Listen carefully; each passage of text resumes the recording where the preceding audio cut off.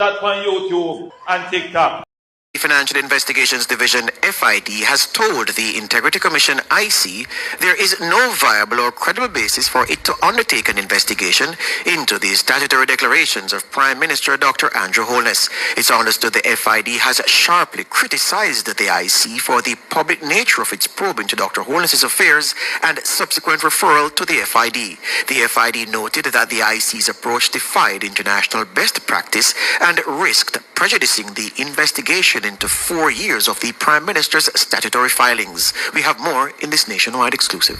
Nationwide News understands the FID made its position known in a letter sent to the Integrity Commission on September 30, 2025. That letter was sent by Principal Director of the FID, Keith Darian, to the IC's Director of Investigations, Kevin Stevenson. In the letter, the FID is clear. It says that after extensive review, it has determined there is no reasonable prospect of obtaining evidence to support any criminal charges against the Prime Minister. The FID told the Integrity Commission it does not carry out any investigation on a perfunctory basis. The word perfunctory is an adjective. It's used to describe an action done as a routine duty, but executed quickly, superficially, and without genuine care, interest, or enthusiasm.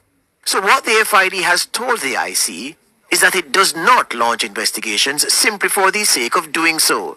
The FID noted it had obtained some details of the Prime Minister's expenses which were requested by the IC, but it told the IC that the information obtained is unlikely to add any significant value to the investigation into Dr. Holness's affairs. According to the FID, its decision to not initiate a formal investigation was made before the general election, which was held on September 3, 2025. The FID met with the IC on September 18, 2025, where it shared that it deliberately withheld communication about its decision until after the election so as to avoid the accusation it was attempting to influence said election. Now, in the letter sent by the FID to the IC, the FID is sharply critical of the IC's approach to its investigation into Dr. Holness's affairs. In one section of the letter, the FID says, quote, "Moreover, we have given careful consideration to the public nature of the referral. We are of the view that this approach may have been prejudicial not only to the subject of the investigation, but to the FID and potentially to the Integrity Commission itself." End quote. The FID also wrote, quote, "Please note, as a matter of course, the FID pursues very sensitive investigations, and in this particular case, we believe it was remiss of the IC not to request that the FID conduct a joint or parallel investigation around the time of the commencement of the probe, in keeping with international best practice." End quote. The FID continued, "In light of the foregoing, the FID has determined it will not initiate an investigation of the subject. The challenges in obtaining any evidence that meets the requisite standard using significant resources and time far outweigh the potential benefits of pursuing an investigation at this stage." End quote. Our sources say the Integrity Commission has since written back to the FID requesting it reconsiders its position on the Holness issue.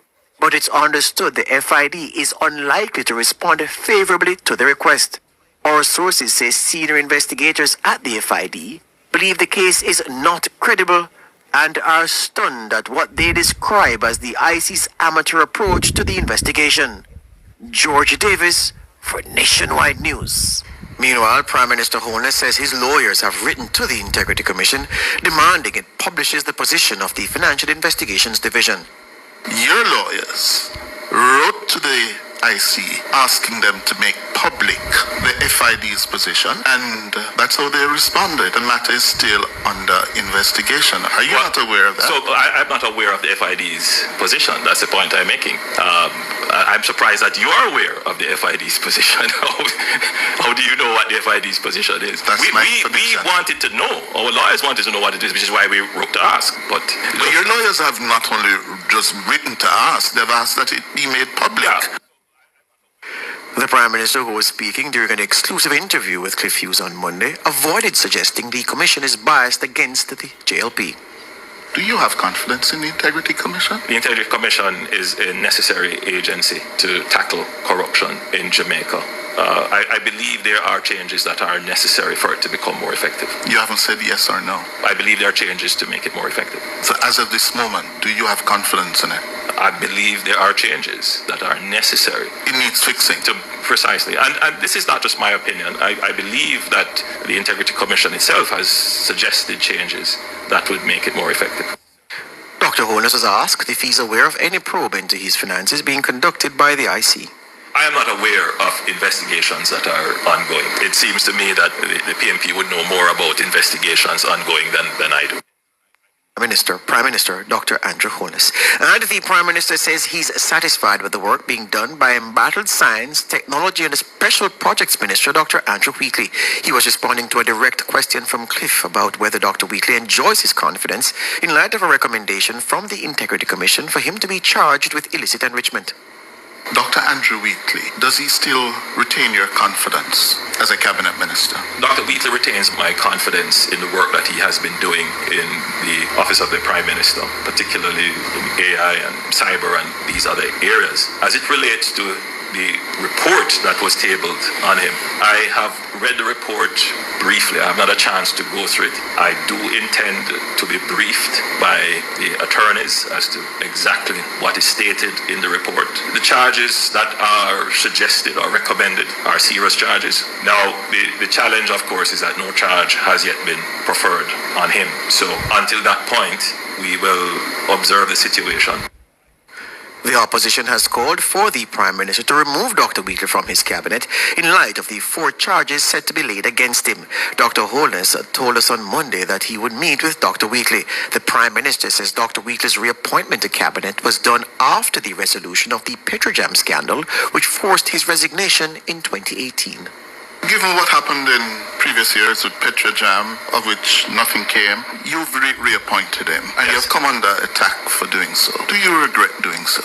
So you will recall that Minister Wheatley at the time resigned in the Petrojam affair, and after the 2020 election I did not reappoint him because those matters were not yet resolved. Those matters were since resolved, and therefore he was clear to be reappointed. I was totally unaware of any report or any investigation. Prime Minister Dr. Andrew Holness.